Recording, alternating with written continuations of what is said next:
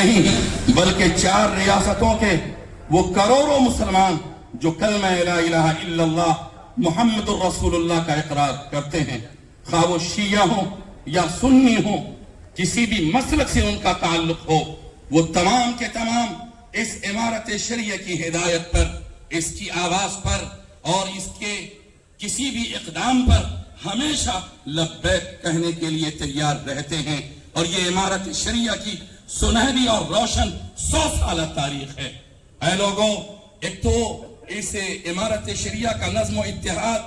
آپ کی شکل میں 4 ریاستوں کے اندر جو مسلمانوں کی پھیلی ہوئی آبادیاں ہیں، جو اضلاع ہیں، جو بلاک ہیں، جو پنچایتیں ہیں اور جو مسلمانوں کی چھوٹی بڑی آبادیاں ہیں، وہاں اس کا مظاہرہ اور وہاں اس کا نمونہ نظر آتا ہے۔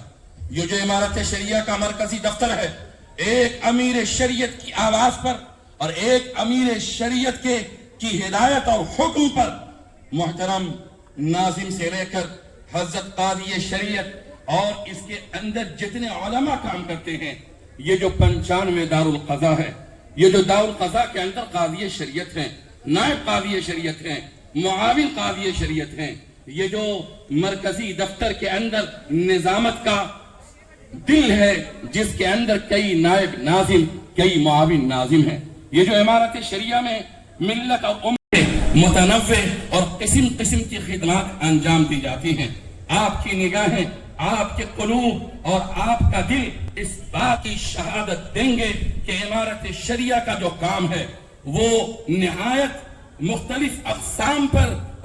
تقسیم ہے۔ کوئی ایسا کام نہیں ہے اور کوئی ایسا میدان نہیں ہے اور ملت کی کوئی ایسی ضرورت نہیں ہے جس میں امارت شریعہ کی جانب سے رہنمائی نہیں ہوتی ہے۔ بالکل یاد رکھنی چاہیے اور دلوں پہ یہ بات نقش رہنی چاہیے۔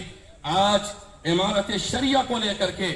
2 چند لوگوں نے جو اختلاف کی بنیاد ڈالی ہے، صرف بہار، اڑیسہ، جھارکھنڈ اور مغربی بنگال کے مسلمان علماء کرام، ائمہ اعظام اور دانشوران امت صرف اس کی مذمت نہیں کرتے ہیں، بلکہ ہندوستان کے 20 کروڑ مسلمان اس اختلاف کی مذمت کرتے ہیں۔ اور جن لوگوں نے ایک عظیم مستحکم